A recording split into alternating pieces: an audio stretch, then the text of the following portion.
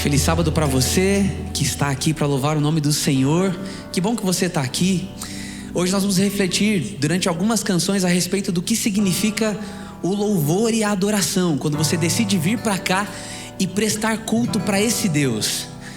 E querendo entender um pouquinho da sua visão, eu queria que você compartilhasse comigo. Fica à vontade para dizer o que o louvor significa para você quando você vem para cá. Alguém gostaria de compartilhar comigo?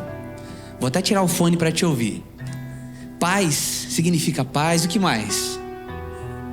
Alguém falou esperança aí, mais alguém gostaria de dizer? Gratidão, alegria também, que coisa bonita. O louvor ele nos preenche, né? Você que nos acompanha de casa, coloca nos comentários aí desse culto também. Quando você decide louvar a Deus aí da sua casa e Deus fala com você de volta, como você se sente, como isso tem te preenchido. Essa primeira canção, ela nos leva a ter pelo menos dois sentimentos, ou eu gostaria de adjetivar de duas formas. Ela nos leva a ter posicionamento e reconhecimento. Reconhecimento porque a gente canta para Deus o que Ele significa pra gente, os atributos dEle, o que Ele significa, quem Ele é. E posicionamento porque diante desse reconhecimento eu preciso fazer alguma coisa a partir disso que agora eu sei e declaro diante de Deus. E a canção diz assim: habita em mim, Espírito Luz. Senhor, que é tudo isso que eu acabei de dizer em forma de canção, que o Senhor habite nesse coração pequeno, fraco, frágil e imperfeito. Então se coloque em pé diante desse Deus e cumpra o papel para o qual você foi criado, que é o de louvar e engrandecer o nome do Senhor, que é o Deus de Israel.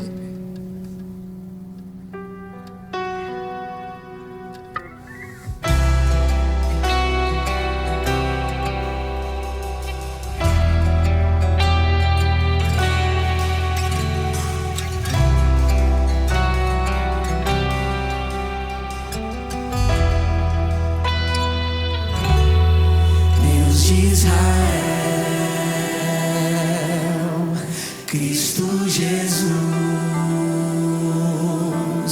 habita em mim, Espírito Luz, Deus de Israel, Cristo Jesus habita em mim, Espírito Luz. E agora é você e Deus, eu quero ouvir você adorando. Grande é o teu nome, ó Deus de Israel. Louvado seja Deus e hoje tua glória. Coisa mais linda.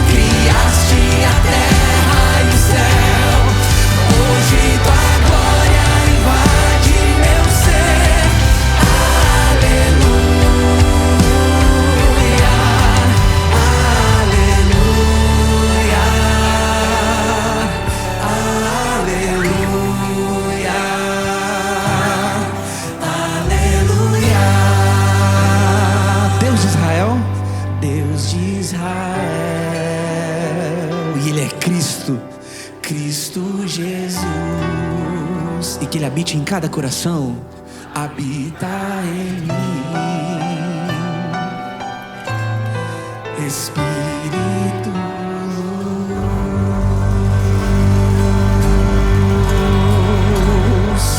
Amém. Louvado seja Deus.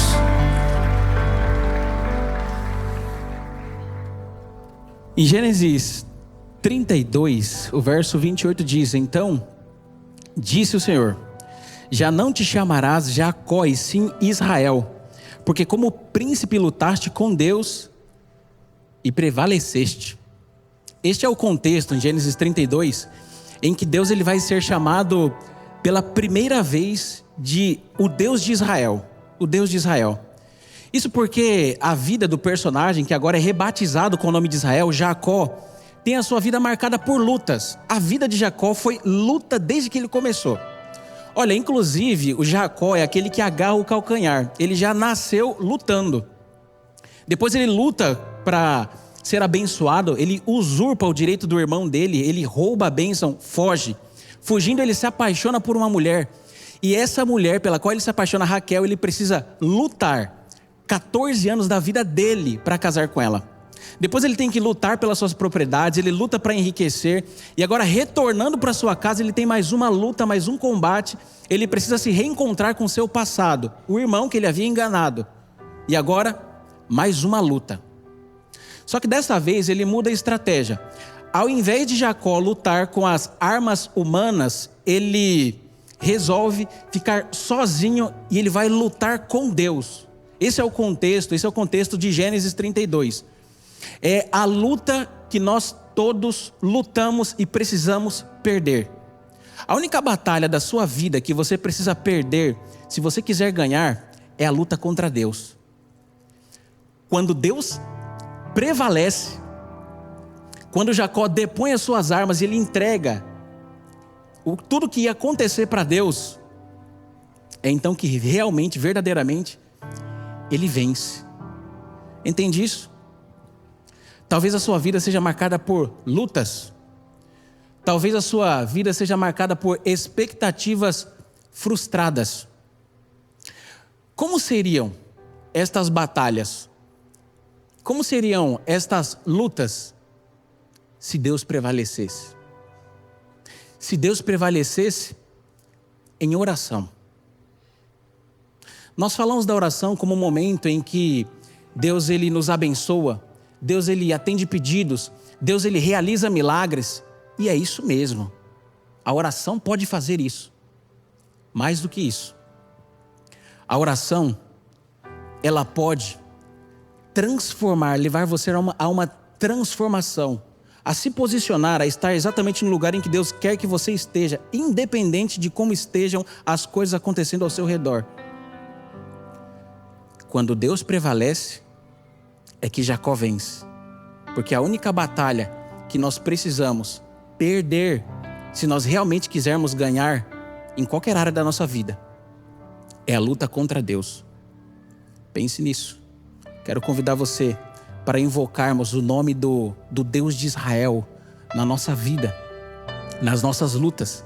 E que você desfrute deste momento em que vamos falar com este poderoso Deus para entregar os seus anseios, as suas lutas, suas batalhas. Vamos nos ajoelhar para falarmos com Deus?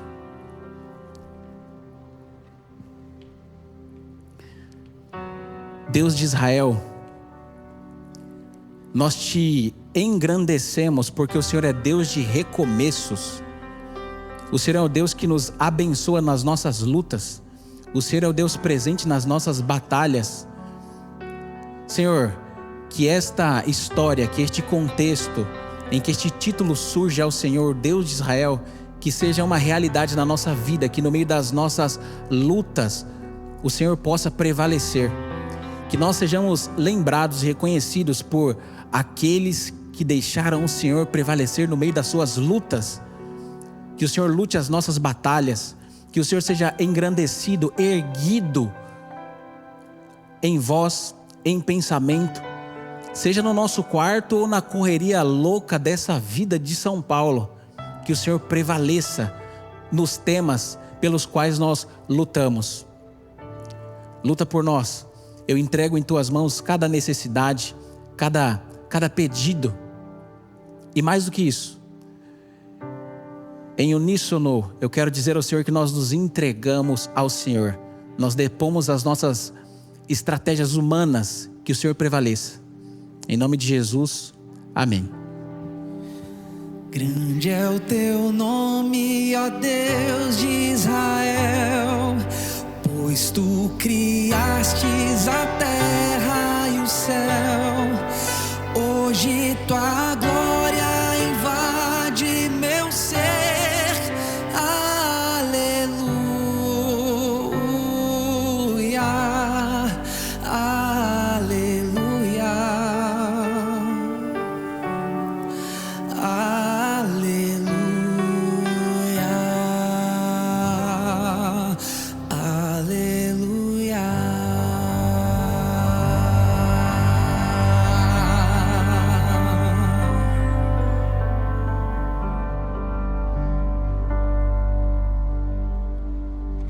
A palavra de Deus nos ensina a sermos generosos, doar com amor e compartilhar com alegria um pouco do muito do que Ele já nos deu. Nosso Deus não reteve nada, Ele entregou tudo. Deus nos deu vida, graça, provisão e, acima de tudo, seu Filho Jesus, o nosso Salvador. Ele nos deu o céu quando merecíamos a cruz. Derramou amor quando só tínhamos solidão. Como não responder com um coração grato e disposto a repartir? Jesus não doou o que sobrou. Ele entregou tudo.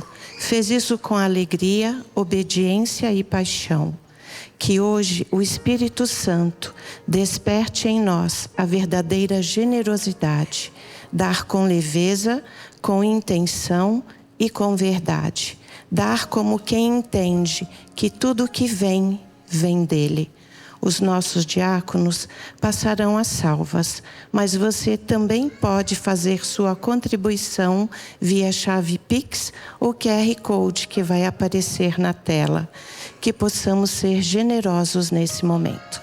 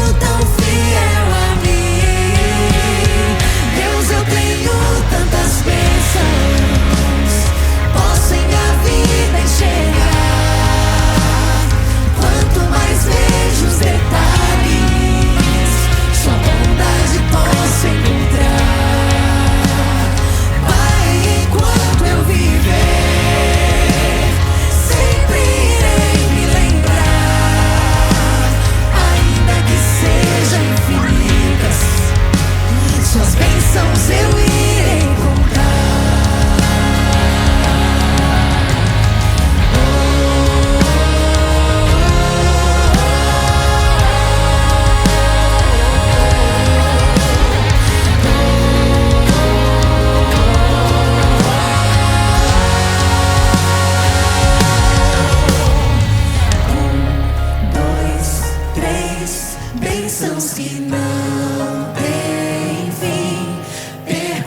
as contas e agradeço o que fez por mim.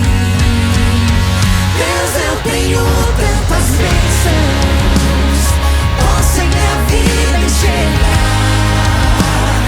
Quanto mais vejo os detalhes, sua bondade posso encontrar. Pai, enquanto eu viver, sempre irei me lembrar. Ainda que sejam infinitas, suas bênçãos eu irei contar. Ainda que sejam infinitas, suas bênçãos eu irei contar.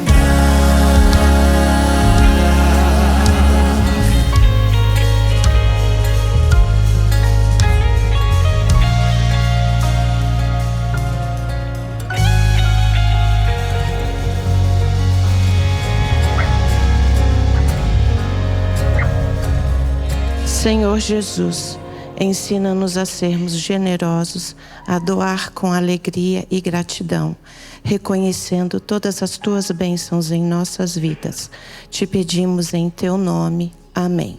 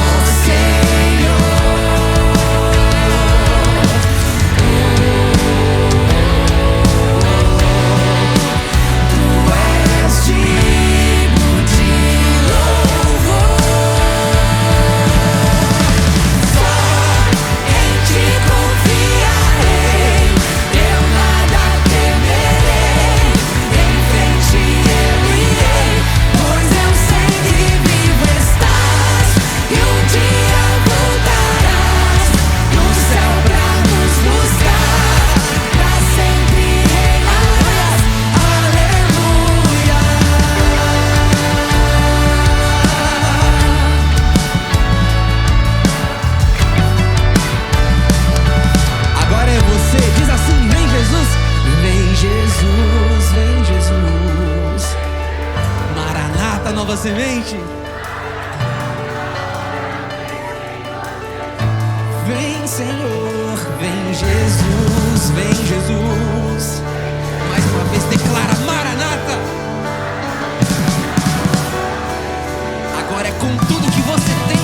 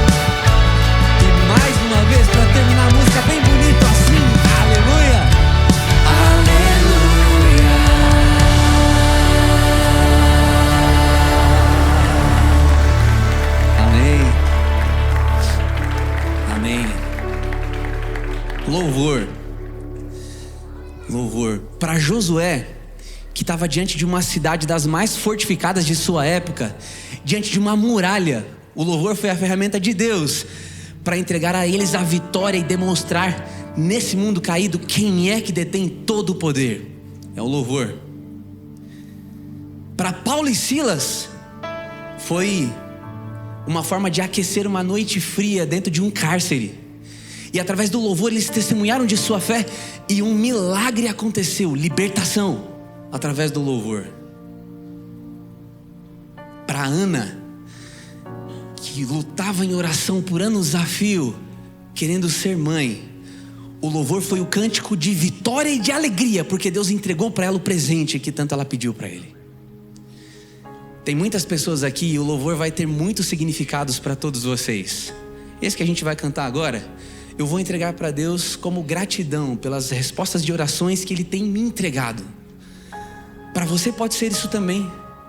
Ou pode ser, mais uma vez, você reafirmando a sua esperança e convicção de que a resposta chegará. Porque esse Deus, Ele é bom, Ele é acessível, Ele é Emanuel, Ele é Deus com a gente. Deus é bom, vamos cantar isso agora.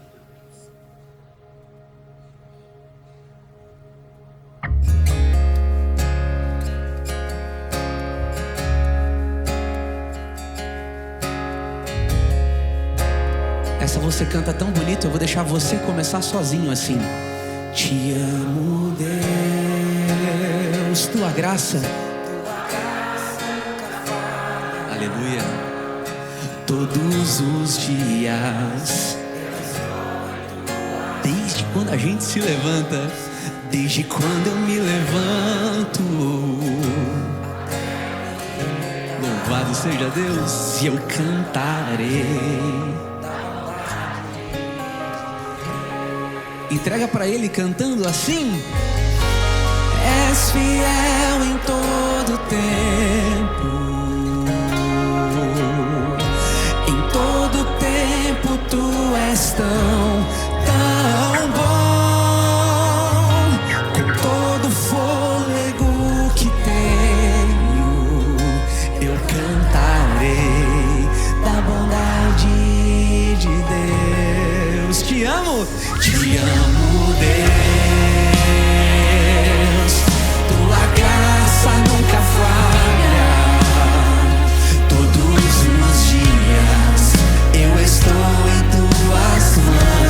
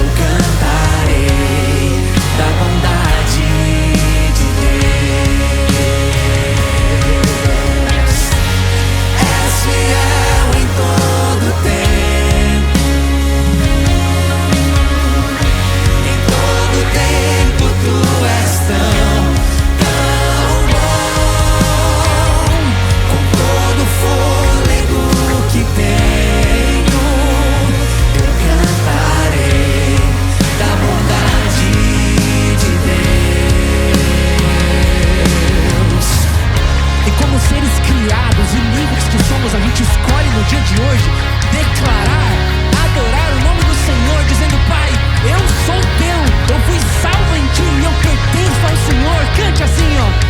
Tua bondade me seguirá, Senhor. Tua bondade me seguirá, Senhor. Eu me rendo a ti, te dou meu ser, entrego tudo a ti. Tua bondade me seguirá,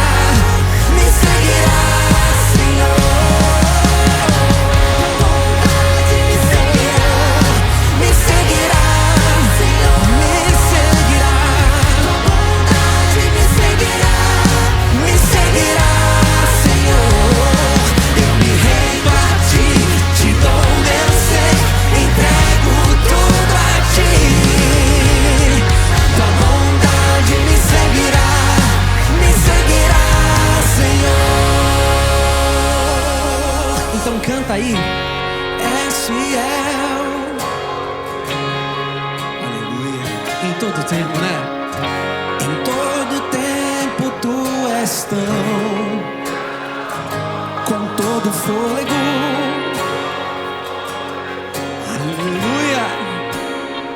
Eu cantarei da bondade de Deus. És fiel em todo Deus. Em todo tempo tu és tão, tão bom, com todo fôlego que tenho. Eu cantarei da bondade de Deus. Eu cantarei da bondade de Deus.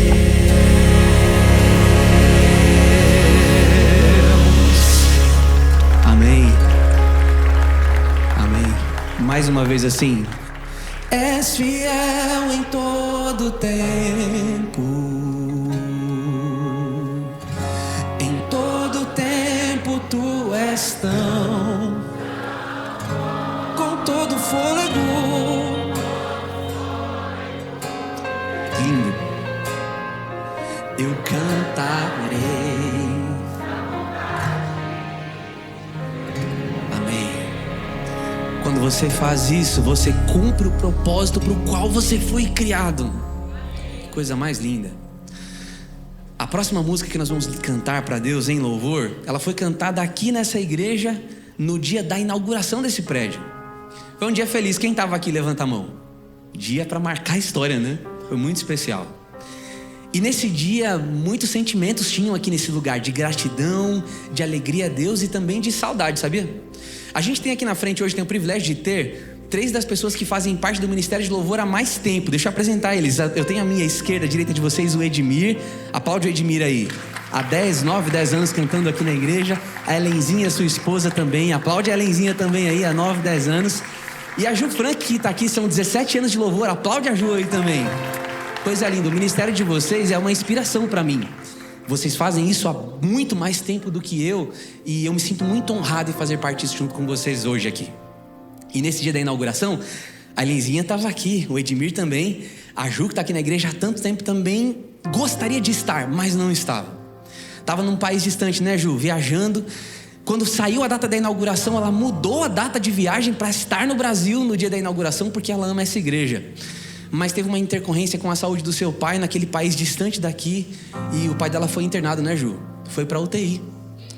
Nós nos unimos em oração. Sabíamos do coração dela, a vontade de querer estar aqui, coração dividido. Ela não pôde estar. Eu lembro que eu tirei uma foto dessa marcaçãozinha do chão e mandei para ela. Falei: Ju, o seu lugar tá aqui, você tá aí, mas a gente tá com o coração junto com você aí. E eu não consigo imaginar o tamanho da dor que vocês sentiram, do desespero, da preocupação. Enquanto nós cantávamos aqui esse louvor, dizendo assim: abram-se portais para que entre o rei, ele é o rei da glória, na intenção de dedicar esse templo para o Senhor, dizendo: Senhor, vem para cá, esse lugar é seu. No nosso coração aqui no Ministério de Louvor, a gente cantava para que os portais daquele hospital também se abrissem, para que Deus estivesse com seu pai também lá, porque Ele é capaz disso, Ele é onipresente e é todo poderoso.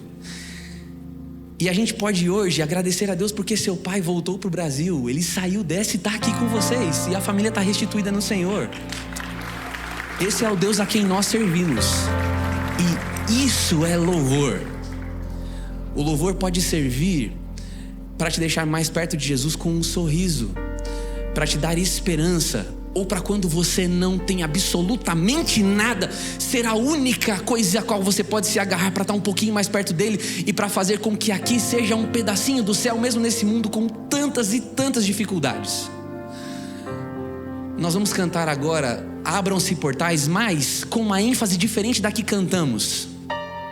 A gente vai cantar para que o Rei da Glória entre aos portais, mas dessa vez do nosso coração, aquele quartinho escuro que ninguém conhece, para que ele entre e arrume a bagunça que está nesse coração aí, porque ele diz assim: eu sou o Senhor, estou à porta e bato, e se você abrir, ele é capaz de organizar esse coração machucado aí. Ele está nesse lugar, ele está nessa casa, e também pode estar dentro de você, se você assim pedir e pedir com fé. Vamos pedir isso juntos, cantando como um só. Abram-se portais para que entre o Rei. Ele é o Rei da Glória. Ele é o Rei da Glória. Abram-se portais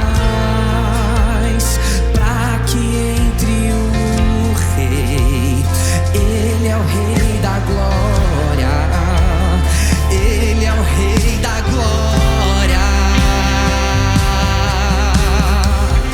E nós nos entregamos ao Senhor nesse dia aqui. Você que está aqui na igreja, você que está na sua casa, Ele pode entrar, limpar a bagunça desse coração, te tornar um templo dele aqui na terra. Juntos. Abram-se portais para que entre o Rei. Ele é o Rei da Glória. Ele é o Rei da Glória. Abram-se portais para que entre o Rei. Ele é o Rei da Glória. Ele é o Rei da Glória.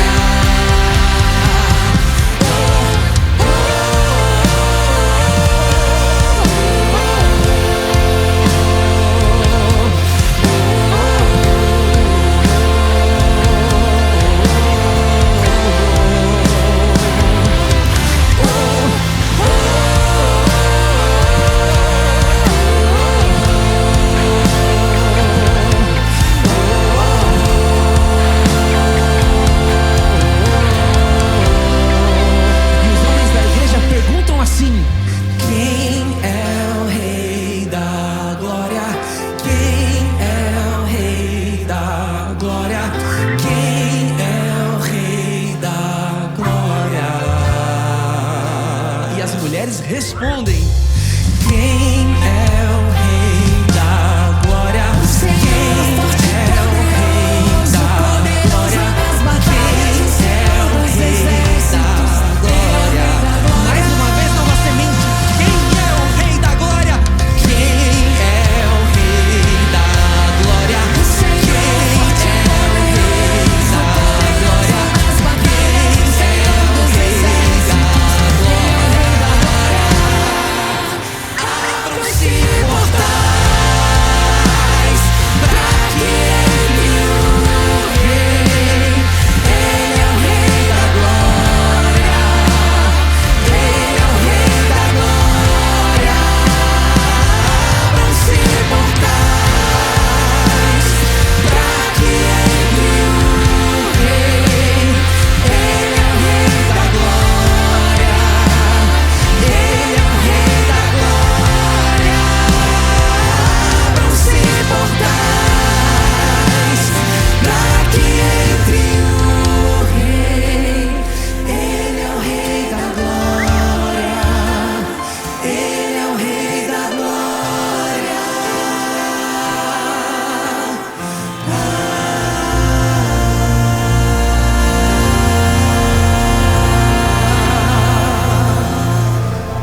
Aleluia, pode aplaudir, Ele é o Rei da Glória. e está entre nós. E agora, pensando mais uma vez nesse cantinho do seu coração que você quer que o Senhor limpe, cante assim, ó. Abram-se portais para que entre o Rei. Ele é o Rei? Mais uma vez. Ele é o Rei. Só Ele pode. Canta de novo. Abram-se portais para que entre o Rei.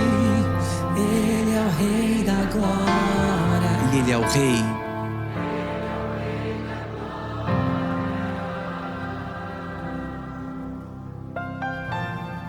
Querido Deus, que o Senhor de fato invada a nossa vida, o nosso coração e faça em nós morada. Muito obrigado a Deus pelo privilégio de podermos estar aqui, recebendo a influência do céu. É muito bom a Deus saber que o Senhor está tão perto, a ponto de olhar para dentro do coração de cada um de nós, a ponto de ouvir o nosso clamor e estender a sua poderosa mão para nos abençoar. Toca a nossa vida, Senhor. Fala conosco nesse momento, através da Tua palavra, e que pelo mover do Teu Santo Espírito aqui entre nós, o nosso coração possa de fato arder. Que possamos ter um encontro real e transformador contigo, e sairmos daqui transformados pela Tua presença, em nome de Jesus. Amém.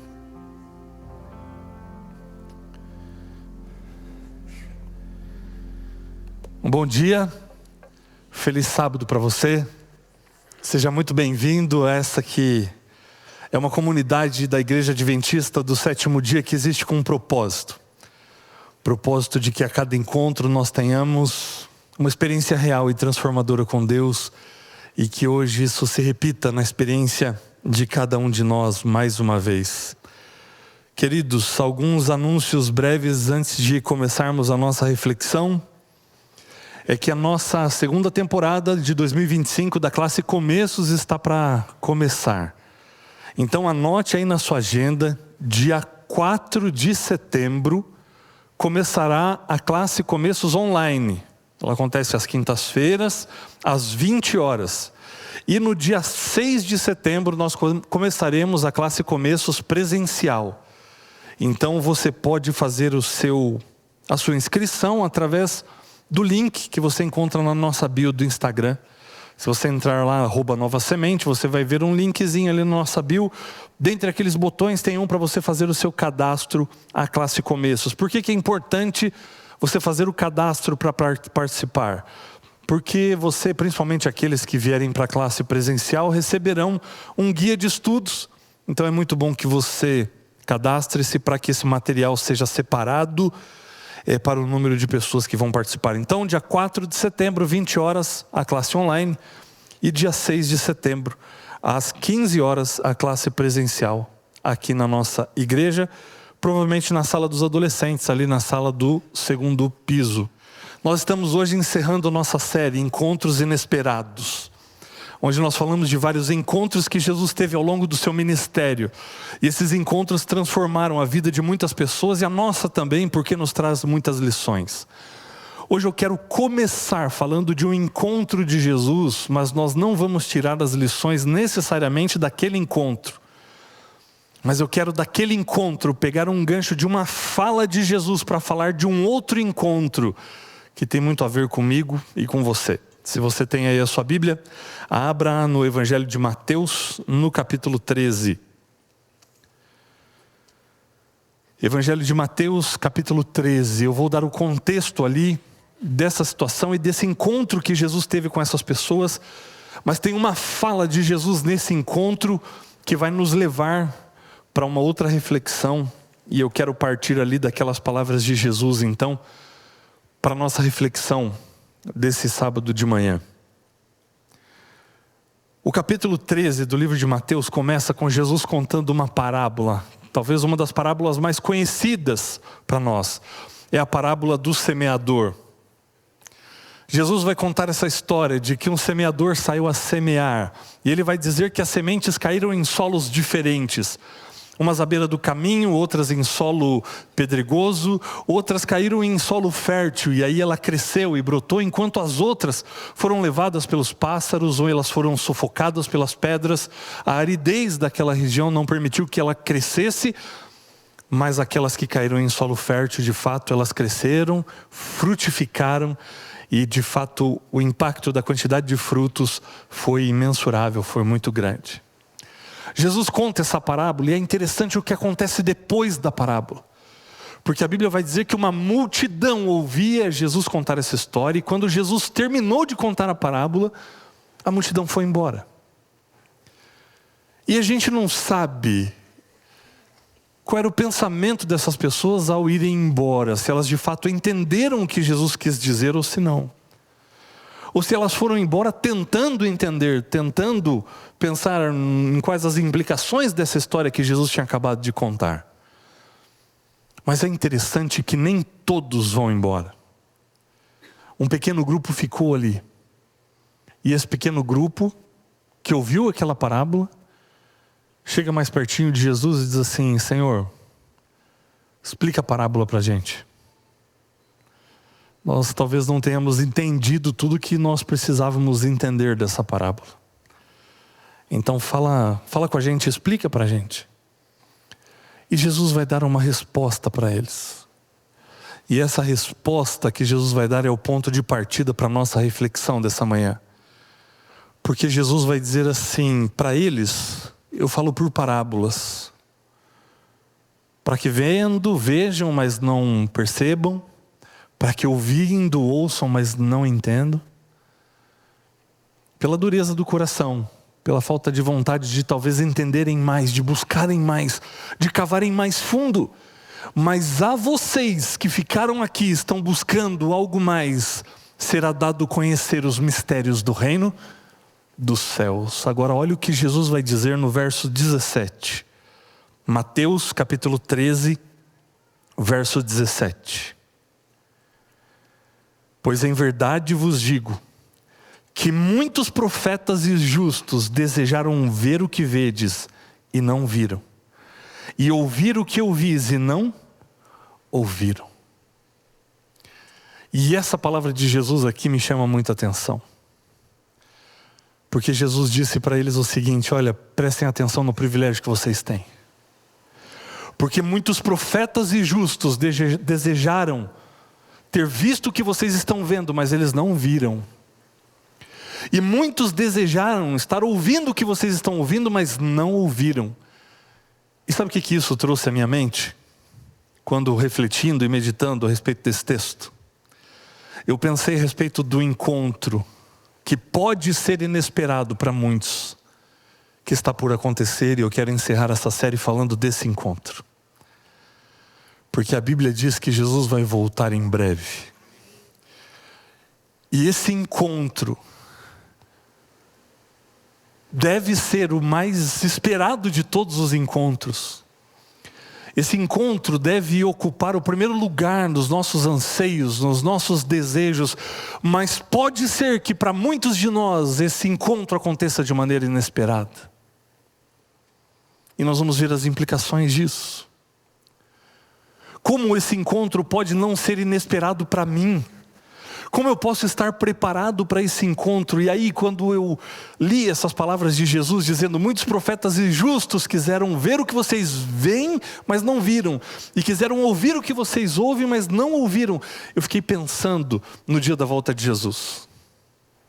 Você toma tempo pensando na volta de Jesus? Quando você pensa a respeito desse dia, da volta de Jesus, o que é que vem à sua mente?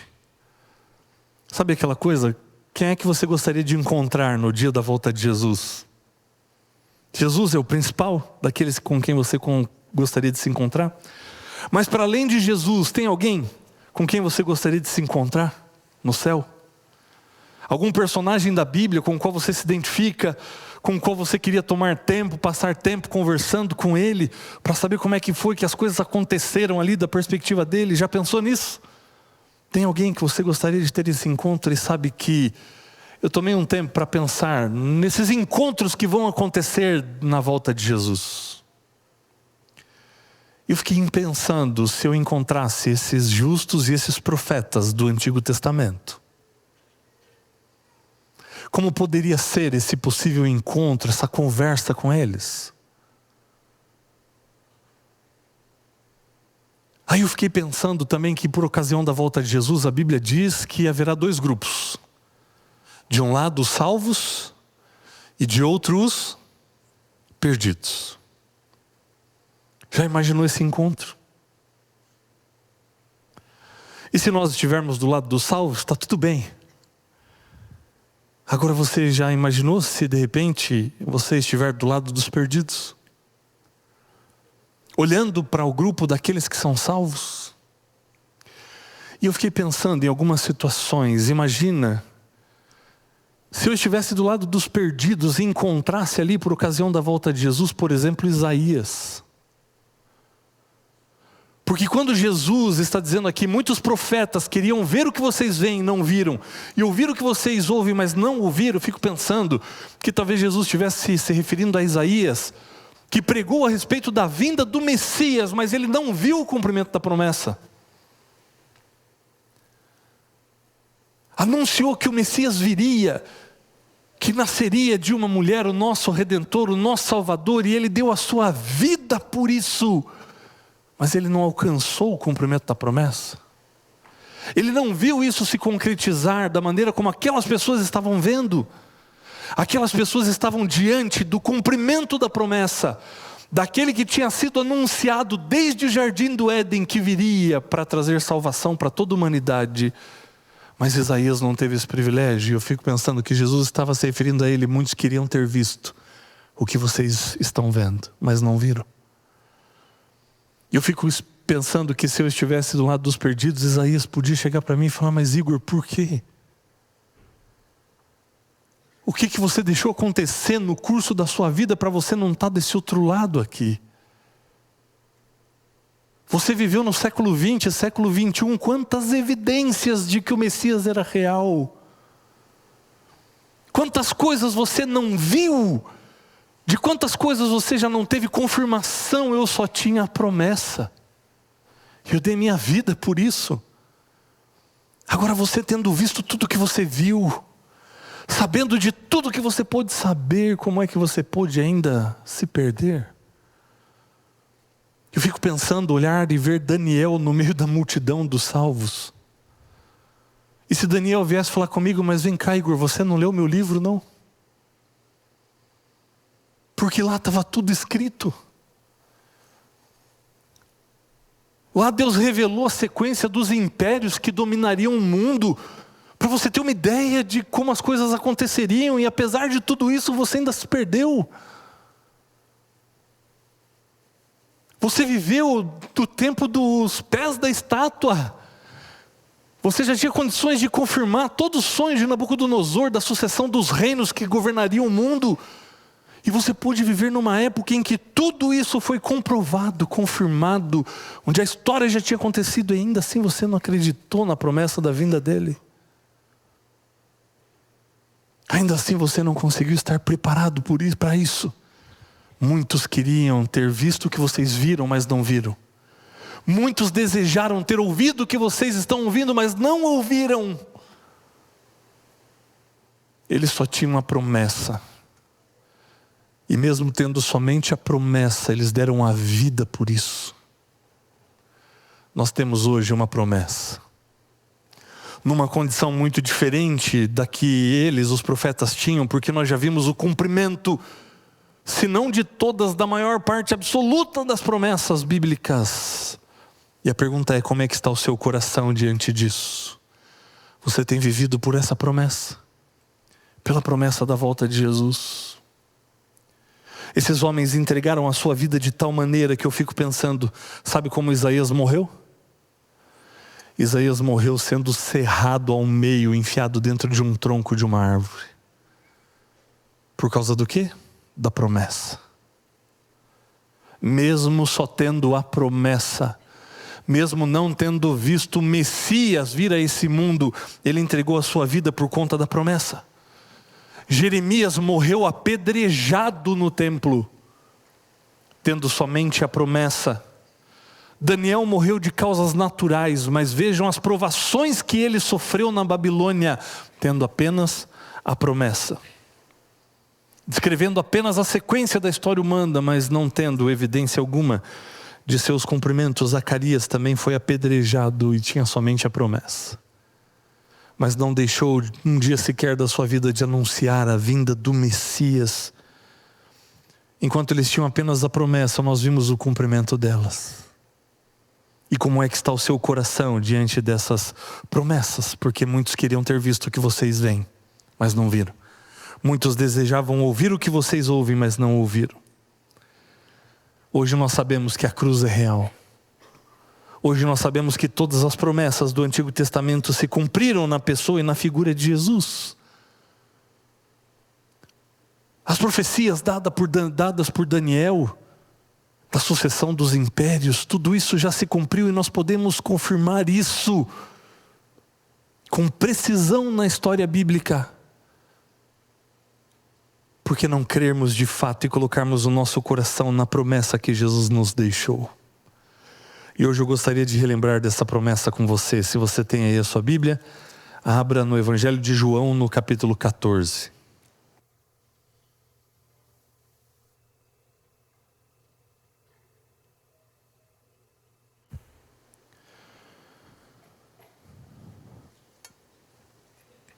Evangelho de João, capítulo 14, eu sei que você conhece esse texto de cor, mas ainda assim eu convido você a lançar os seus olhos sobre o texto, para deixar o texto falar com você e iluminar a sua vida.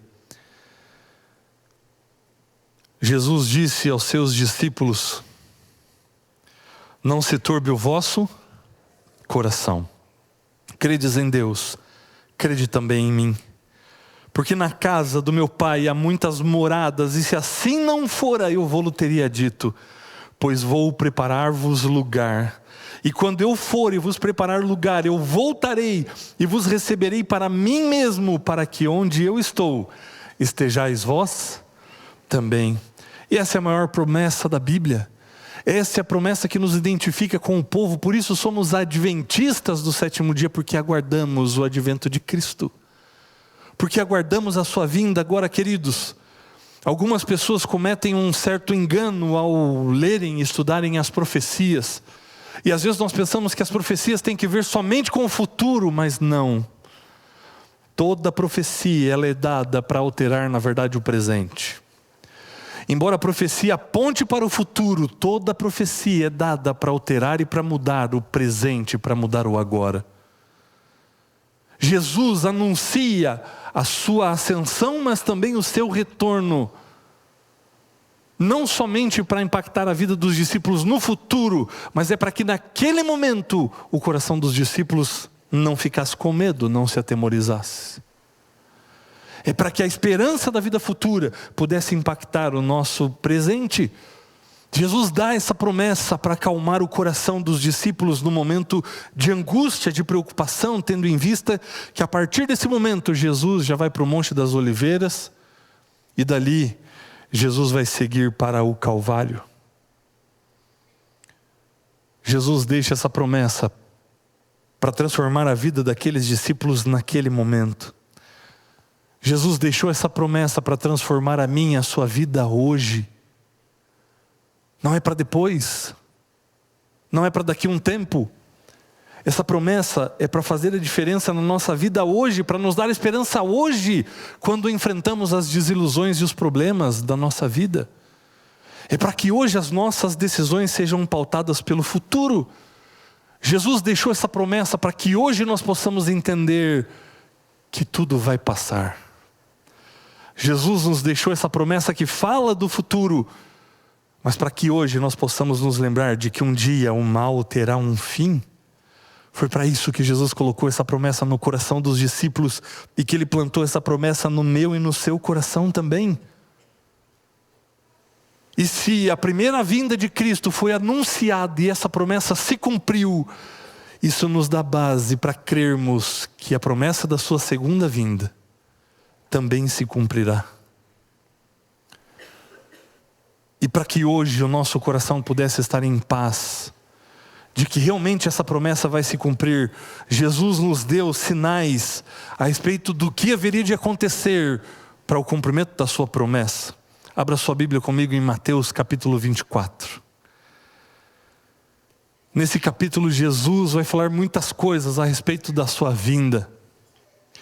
Eu gostaria de ter mais tempo para que nós pudéssemos mergulhar de fato nesses dois capítulos, Mateus 24 e 25, porque eles são capítulos extraordinários. E quem sabe, eu gostaria até de ler verso por verso aqui, mas eu vou fazer um pequeno resumo a respeito do que Jesus está dizendo aqui. No começo do capítulo 24, Jesus ele vai responder a duas perguntas dos seus discípulos. E essas duas respostas, elas se confundem ao longo do texto, mas existem chaves aqui que podem nos ajudar a entender sobre o que Jesus está falando. Porque eles estão saindo do templo e Jesus vai dizer que em 3 dias ele pode reconstruir. E que não ficará pedra sobre pedra. E aí os discípulos fazem 2 perguntas para Jesus. E essas 2 perguntas estão no verso 3. No Monte das Oliveiras achava-se Jesus assentado. Quando se aproximaram deles, os seus discípulos em particular, e lhe pediram: dize-nos, quando sucederão estas coisas? E que sinal haverá da tua vinda e da consumação dos séculos? Talvez os discípulos não tinham compreensão de que estavam aqui tratando de 2 assuntos distintos. Talvez na mente deles era tudo a mesma coisa. Mas Jesus vai falar num momento da destruição do templo de Jerusalém. E num outro momento Jesus vai falar a respeito da sua vinda. De maneira que a chave para você entender é que quando no texto você vê a expressão essas coisas, é a palavra tauta no grego. Quando Jesus se refere a estas coisas, ele está falando a respeito da destruição do templo. Quando ele vai falar daqueles dias, Jesus vai usar uma outra expressão, que é eiknos remera. E quando ele usa essa expressão eiknos remera, ele está falando a respeito da sua vinda. Por isso ele vai dizer que haverá guerras e rumores de guerras, mas isso ainda não é o fim. E quando você vai estudar a história, você vai ver que até o ano 70, tudo isso aqui do começo se cumpriu. Guerras, rumores de guerras, existem relatos de fortes terremotos naquela região, até a destruição do templo. E é nesse contexto da destruição do templo que Jesus vai dizer para eles assim, ó: e não passará esta geração, até que tudo isso, e quando ele fala tudo isso, ele usa a palavra tauta, até que estas coisas se cumpram. Estas coisas o que? A destruição de Jerusalém. Por isso ele diz, não passará essa geração. Mas a respeito daquele dia ele vai dizer, o sol vai se escurecer e não dará mais o seu brilho, as estrelas cairão do firmamento. Jesus vai falar a respeito dessas 2 coisas aqui. Agora veja, elas também têm relação. Uma vez que guerras, rumores de guerras, fomes, terremotos sempre aconteceram, Paulo vai nos ajudar a entender como isso pode ser um sinal do tempo do fim. Ele vai dizer que a volta de Jesus, ele é como as dores de parto. E está aí o Alisson para dizer para nós como é que pode ser isso, porque é pai fresco, há pouco tempo aí. Como é que começam as contrações? Elas começam numa intensidade menor com um espaçamento maior. E à medida que a intensidade das contrações vai aumentando, o tempo entre elas vai se encurtando, e é isso que tem acontecido. As guerras estão aumentando, as catástrofes naturais aumentando, o mundo está dizendo que não está aguentando. E tudo isso, a intensificação dessas coisas, são sinais da volta de Jesus. Mas se Jesus anunciou a sua volta para os discípulos, para transformar o presente deles, isso acontece conosco também. Jesus disse que vai voltar, mas para mudar hoje o nosso presente. É por isso que o capítulo 24 de Mateus tem que ser entendido à luz do capítulo 25. Porque ali na transição do capítulo 24 para o capítulo 25, Jesus vai ensinar para nós como nós vivemos até que esse dia aconteça. Para que esse dia não seja não chegue para nós de surpresa, não seja um encontro inesperado, mas esperado. Jesus deu a dica de como nós devemos proceder e como nós devemos viver aqui. E com isso Jesus conta 4 parábolas. E essas 4 parábolas que vêm na sequência desse sermão profético de Jesus mostram para nós como nós devemos viver até o dia da sua vinda. A primeira parábola, a partir do verso 32, e ali nós lemos assim, acompanhe comigo. Aprendei, pois, e tenta ver nessas parábolas aqui o que é comum entre elas e qual é a ênfase de cada uma. Aprendei, pois, a parábola da figueira. Quando já os seus ramos se renovam e as folhas brotam, sabeis que está próximo o verão. Assim também vós, quando virdes todas essas coisas, sabeis que está próximo as portas. Em verdade vos digo que não passará essa geração sem que tudo isso aconteça.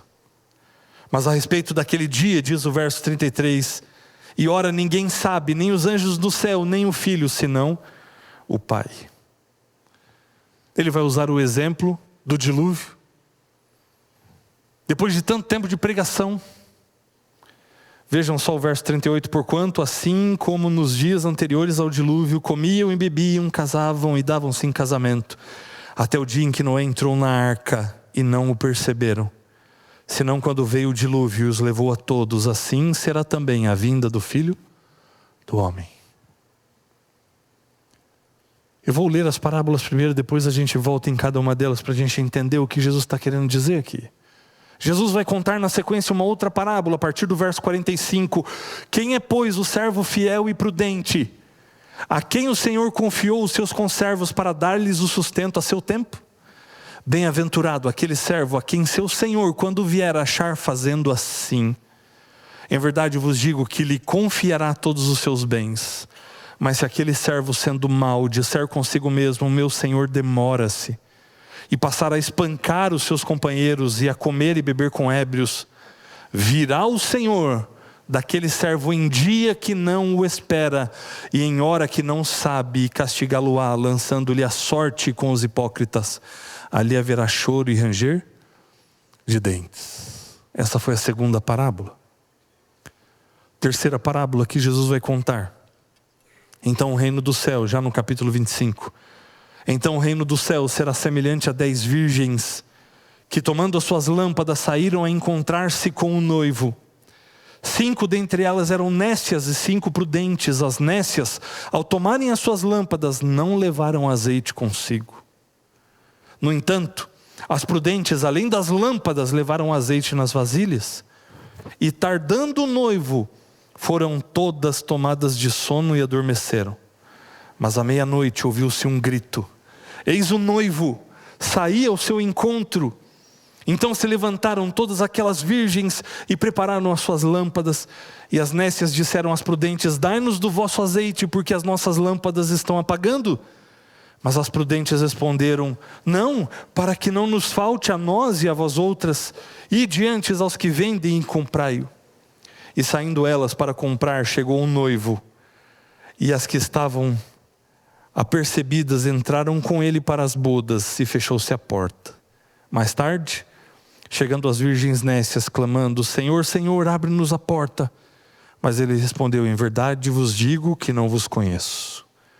Vigiai, pois, porque não sabeis o dia nem a hora.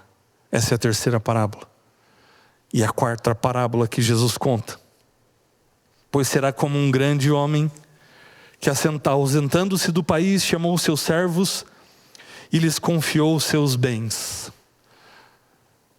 A cada um deu 5, ou melhor, a um deu 5 talentos, a outro 2, a outro 1, a cada um segundo a sua própria capacidade, e então partiu. O que recebera 5 talentos saiu imediatamente a negociar com eles e ganhou outros 5. Do mesmo modo, o que recebera 2 ganhou outros 2. Mas o que recebera 1, saindo, abriu uma cova e escondeu o dinheiro do seu senhor.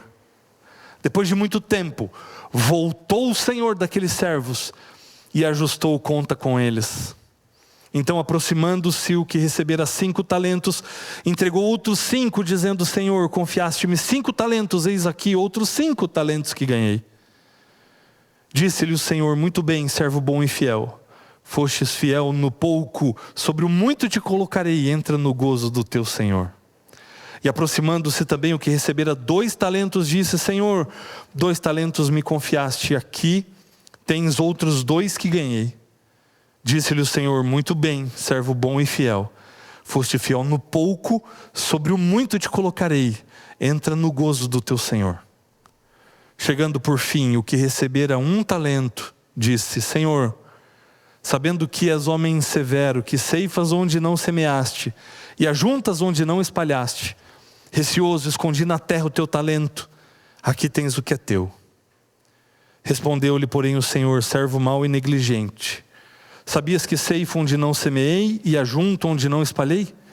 Cumpria, portanto, que entregasse o meu dinheiro aos banqueiros, e eu, ao voltar, receberia com juros o que é meu. Tirai-lhe, pois, o talento e dai-o ao que tem 10, porque a todo o que tem se lhe dará, e terá em abundância, mas ao que não tem, até o que tem lhe será tirado. E o servo inútil, lançai-o para fora nas trevas, ali haverá choro e ranger de dentes. 4 parábolas que Jesus conta. E essas parábolas têm que ver com a nossa condição até que Jesus volte. Aqui Jesus mostra como é que nós precisamos viver até que esse encontro aconteça. A parábola da figueira, a parábola do servo bom e do servo mau, a parábola das virgens e a parábola dos talentos. O que existe em comum nessas parábolas? Em todas elas há espera, e em todas elas há retorno de alguém. Na parábola da figueira, o verão se aproxima, o verão virá. Na parábola do servo bom e do servo mau, o Senhor virá. Na parábola das 10 virgens, o noivo virá. Na parábola dos talentos, o patrão virá.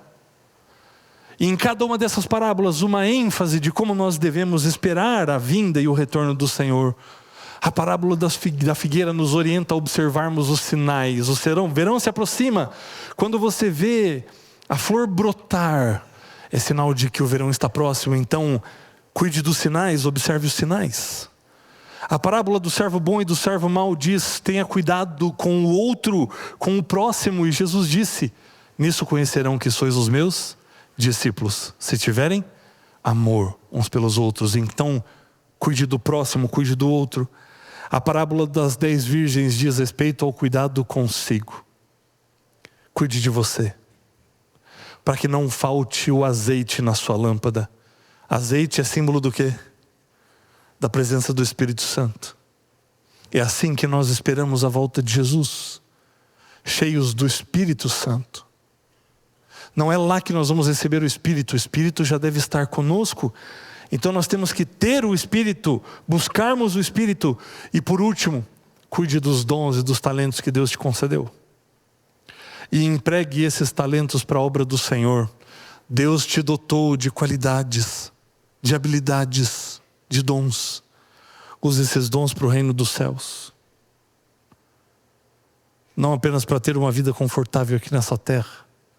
Não para juntar apenas tesouros aqui, mas para você juntar estrelas na sua coroa, tendo alcançado a muitos.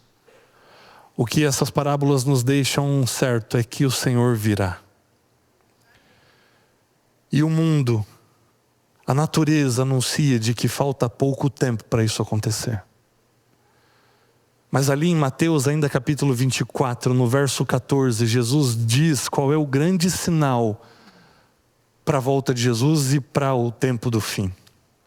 Porque em Mateus 24, 14, ele vai dizer: e será pregado este evangelho do reino por todo o mundo, para testemunho a todas as nações, então virá o fim.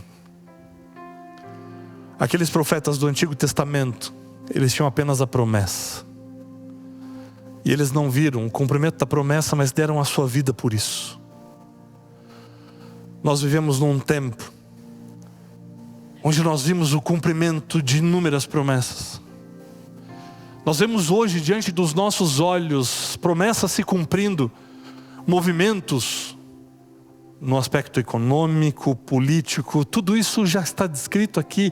E hoje nós estamos vendo a profecia se cumprir diante dos nossos olhos, sem contar aquelas que já se cumpriram, das quais nós temos confirmação. Mas Jesus nos diz que ainda resta um último sinal: o evangelho do reino será pregado a todo mundo, então virá o fim. Eu acredito que Jesus estava falando a respeito disso de dois momentos. Um primeiro momento com relação à igreja primitiva, porque os seus discípulos, junto com o apóstolo Paulo, eles levaram o evangelho para todo mundo conhecido de então, e de fato o fim ele vem depois disso. Mas eu acredito que aquela era a chuva temporã, a chuva que ia preparar o terreno para que o evangelho fosse lançado, para que a semente fosse lançada. Mas eu acredito que isso se cumpre de uma maneira ainda maior e mais intensa, com o cumprimento de uma outra promessa que nós chamamos de chuva serôdia, que é aquela capacitação do Espírito para terminar a pregação do evangelho nos últimos dias dessa terra e preparar o mundo para a volta de Jesus. E eu vim aqui hoje para dizer para você que nós temos o privilégio de termos conhecimento daquilo que os profetas não conheceram, de que essa promessa também está se cumprindo. De maneira extraordinária. Hoje o longe não existe mais, por conta da internet, a globalização. E tem sido uma grande ferramenta que tem alcançado pessoas no mundo todo. Mas não é nem disso que eu estou falando. Porque nesse texto de Mateus 24:14 acontece uma coisa muito especial aqui na Bíblia. O que acontece aqui em Mateus 24:14 acontece em poucos lugares da Bíblia, que é o que na teologia nós chamamos de passivo divino. E o que é isso? Quando a Bíblia diz que algo vai acontecer, mas a Bíblia não identifica quem é o sujeito da ação, isso é chamado de passivo divino, é porque o agente da ação é Deus. A Bíblia aqui diz: e este evangelho do reino será pregado. Mas o verso não fala por quem. O verso não especifica, não apresenta para nós e não diz quem é que vai pregar. E mais para frente, aqui nesse contexto, Jesus ainda vai dizer que se nós não falarmos, quem é que falará? Até as pedras. É porque Deus é o agente dessa ação. E eu vou contar para vocês algumas coisas extraordinárias. Eu já dividi isso na vigília dos Calebes aqui, mas provavelmente a grande maioria que está aqui agora não esteve na vigília. Pode colocar a capa da revista para mim, por favor, Zulay. Essa revista, a revista Adventist World de fevereiro de 2010. Nessa revista, foi publicada ali uma matéria que me chamou muita atenção e que é mais uma evidência do cumprimento da promessa do Senhor de Mateus 24:14. Chegou o conhecimento da Conferência Geral da Igreja Adventista do Sétimo Dia nos Estados Unidos a história de que um sheik lá no Oriente Médio, ele tinha recebido um sonho e uma visão sobre a Igreja Adventista do Sétimo Dia. E ele queria conversar com um representante da igreja para poder falar a respeito desse assunto. Pode passar a próxima foto. E à época foi contactado então o pastor William Johnson. Ô Douglas, você conseguiu deixar bem melhor mesmo, viu? Ele à época era o assistente do presidente da Associação Geral para Relações Interdenominacionais. O pastor William Johnson então foi destacado para que fosse até o Oriente Médio se encontrar com esse sheik e conversasse com ele. O pastor atendeu o convite, foi para lá. E nessa edição da revista eles vão destacar, na entrevista que fizeram com o pastor Johnson, como foi esse encontro. E eu gostaria de relatar parte dessa reportagem para você, porque eles descreveram esse encontro da seguinte maneira. Logo no início do período que passamos juntos, é o pastor Johnson dizendo, o sheik me convidou para ir à sua casa. Desde o primeiro momento estabelecemos um relacionamento bom e amigável. Estando nós dois apenas sentados em uma sala, quase que imediatamente o sheik me fez uma pergunta queima-roupa. E a pergunta que o sheik fez foi: pastor, você acredita na volta de Jesus? O pastor se surpreende com a pergunta. E ele responde: sim. E o sheik pergunta: quando Jesus virá? E o pastor responde: em breve. E o sheik insiste: mas breve quanto? Em breve. Nós adventistas não marcamos data para a segunda vinda, mas nós cremos que será em breve. E o sheik perguntou para ele: você acha que Jesus voltará ainda neste século? Eu não sei disso, pastor. Pode ser que Jesus volte muito antes do que muita gente, inclusive os adventistas, esperam. Mas eu não sei quando. E o sheik diz para ele: eu creio que Jesus voltará neste século. Porque nos escritos sagrados, eu encontro uma série de sinais que indicam quando ele voltará. E pastor, quase todos já se cumpriram. O pastor pergunta, ou melhor, o sheik pergunta, o pastor pergunta para o sheik: é verdade que o senhor recebeu uma visão sobre os adventistas do sétimo dia? E o sheik respondeu: uma não, eu recebi 3. E qual foi a mensagem que você recebeu na visão a respeito dos adventistas do sétimo dia? E esse sheik respondeu: a mensagem que eu recebi foi de que os adventistas do sétimo dia são o verdadeiro povo do livro. Os adventistas já são o povo de Deus, por isso não tente convertê-los, pelo contrário, trabalhe com eles. E ele explica que essa expressão povo do livro é um termo do Corão designando os seguidores de Alá que não são muçulmanos. Esse sheik recebeu a mensagem de que os adventistas são o verdadeiro povo do livro, por isso não tente convertê-los, pelo contrário, trabalhe com eles. O evangelho será pregado a todo mundo, então virá o fim. Esse evangelho já está sendo pregado.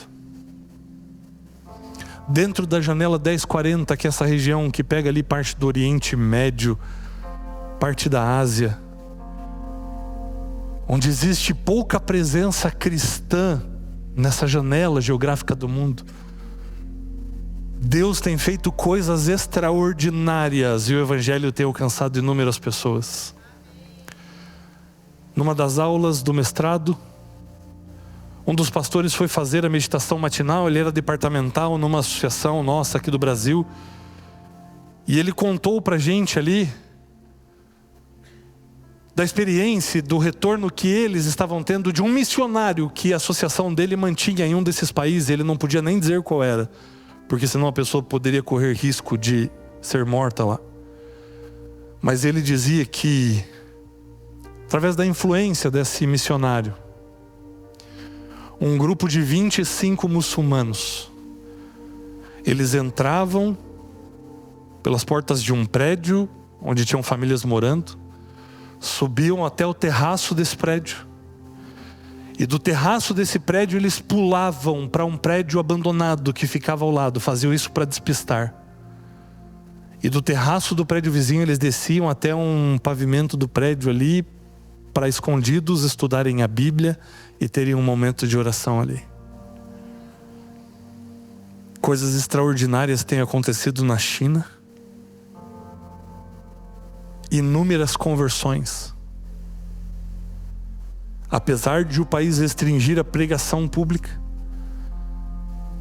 E pode ser que nós não estejamos atentos a tudo isso. Mas o último sinal para a volta de Cristo Jesus está acontecendo. E o evangelho está sendo pregado até os confins da terra. E Deus mesmo tem feito essa obra. E eu vim aqui hoje para dizer para vocês: Jesus está voltando. E falta pouquíssimo tempo. Mas você não pode deixar para se preparar depois. Porque Jesus está voltando, nós não sabemos quando, mas também não sabemos até quando estaremos vivos aqui. E a nossa vida é frágil demais. Tiago diz que a nossa vida, ela é como uma neblina, que aparece e daqui a pouco ela se dissipa, ela se desfaz. Nós somos muito frágeis. Por isso eu não posso brincar com isso. Por isso eu não posso esperar um momento de crise para entregar o meu coração para Jesus, para me preparar para esse encontro, porque esse encontro pode acontecer para mim a qualquer momento. Porque para aqueles que descansaram e aguardam o retorno do Senhor na sepultura, é como se passasse apenas um segundo. A próxima coisa que vai acontecer na vida daqueles que descansaram é esse encontro. E como a minha vida é muito frágil, eu não posso deixar para depois. Um amigo meu, colportor, trabalha hoje na Casa Publicadora Brasileira, é pastor Diogo Cavalcante. Ele estava colportando certa vez. Para quem não sabe o que é colportagem, são alunos, geralmente dos UNASPs, das nossas instituições, que saem para diversas cidades para dar orientações a respeito de saúde, venderem literaturas a respeito disso e com o valor da venda dos livros pagar os seus estudos. E o Diogo estava colportando e ele bateu numa casa e a pessoa veio atendê-lo. E logo na conversa ele se identificou como estudante e a conversa levou para o lado de ser um cristão também. E o dono da casa disse assim: olha, eu só vou dar tempo aí para ouvir o que você tem para me dizer se você responder uma pergunta que eu fiz para inúmeras pessoas e nunca ninguém soube me responder. E ele falou: bom, o não eu já tenho, né? Vamos lá. Qual é a sua pergunta? E ele disse assim: há muito tempo eu ouço falar a respeito da volta de Jesus, mas Jesus ainda não voltou. Há aproximadamente 2000 anos pregam a respeito da volta de Jesus e Jesus ainda não voltou. Por que é que Jesus demora tanto? Por que é que a gente precisa esperar tanto tempo assim? Bom, em primeiro lugar, não há ninguém aqui nessa terra que espere Jesus por 2000 anos. A gente espera Jesus pelo tempo de uma vida apenas. Mas naquele momento o Espírito Santo tocou a mente do Diogo e ele se lembrou de um verso da Bíblia. Ele disse assim: eu vou deixar a palavra responder para você. E ele abriu a Bíblia em 2 Pedro, lá no finalzinho, no capítulo 3, e leu para aquele homem a partir do verso 9. E ali diz assim: não retarda o Senhor a sua promessa, como alguns a julgam demorada. Pelo contrário, Ele é longânimo para convosco, não querendo que nenhum pereça, senão que todos cheguem ao arrependimento.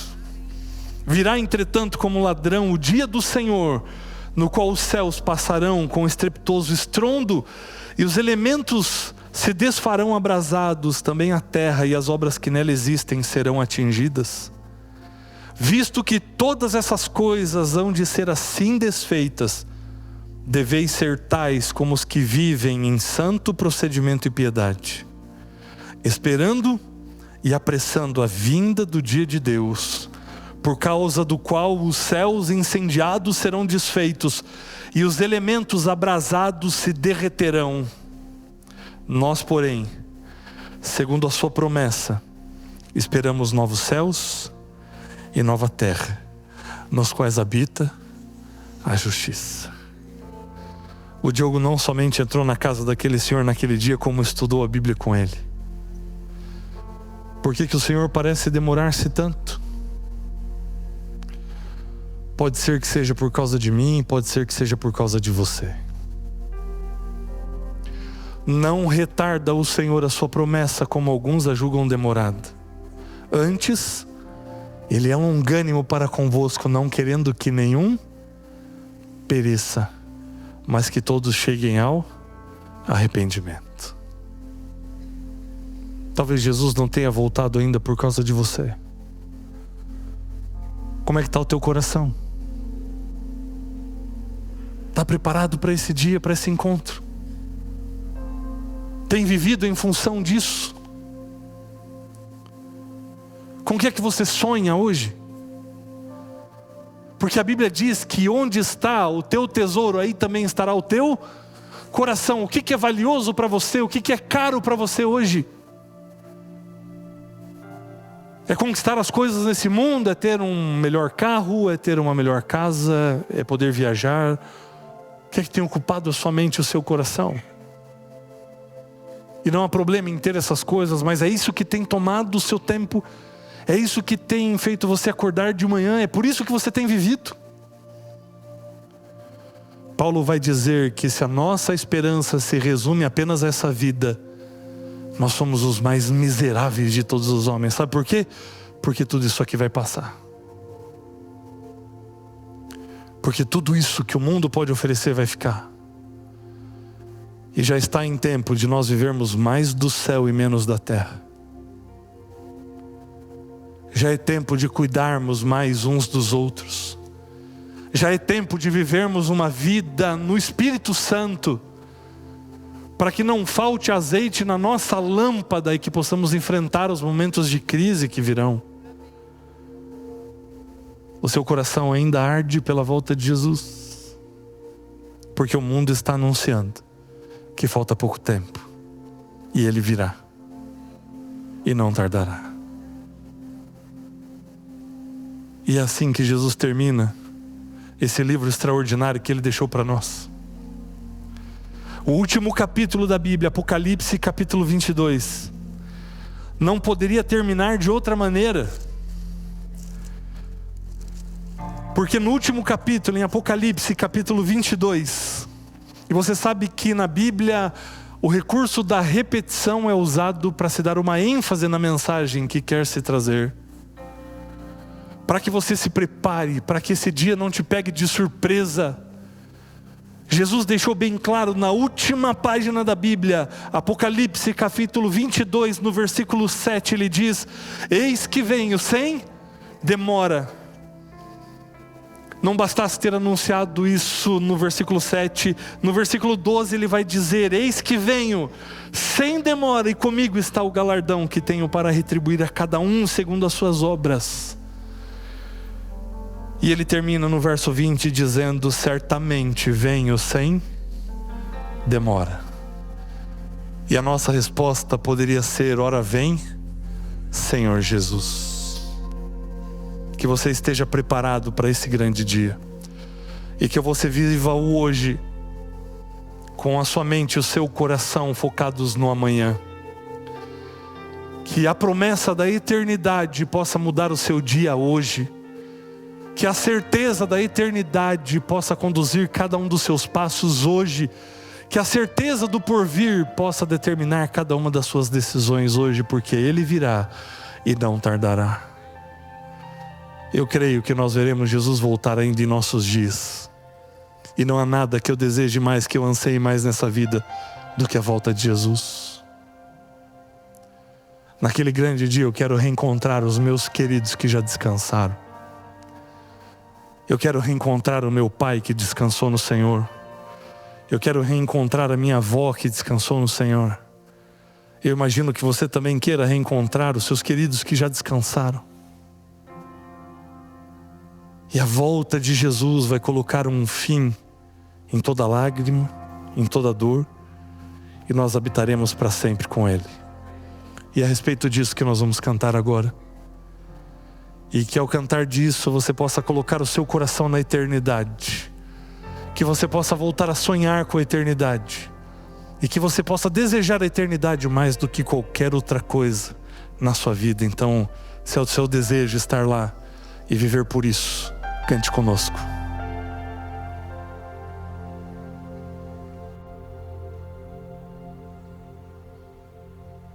Aleluia.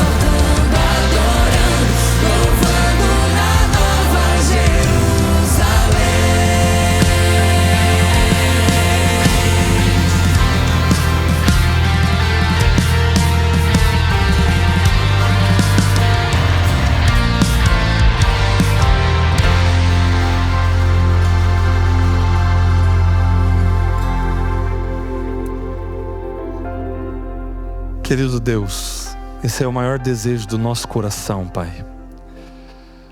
Olharmos para o alto e vermos o céu se abrindo e vermos o Senhor voltando com poder e grande glória.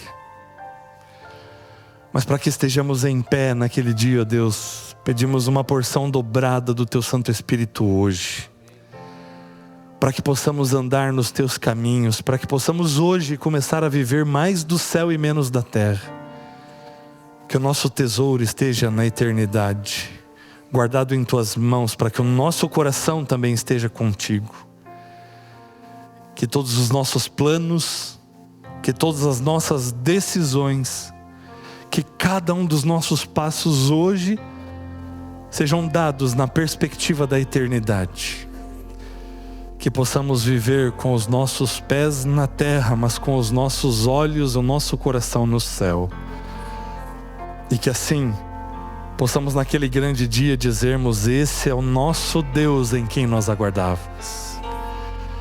Não permita, ó Deus, que nenhum de nós nos percamos pelo caminho, mas que juntos nós possamos prosseguir com passos firmes rumo a Canaã celestial. Coloca no nosso coração a certeza da Tua salvação e usa-nos como instrumentos poderosos para prepararmos esse mundo para receber o Rei da Glória. Fica conosco, ó Deus, guarda o nosso coração e volta logo nos buscar, em nome de Jesus. Amém, Senhor. Amém. Essa é a Nova Semente, uma experiência real e transformadora com Deus, e que você tenha na presença dele um bom restante de sábado, amém?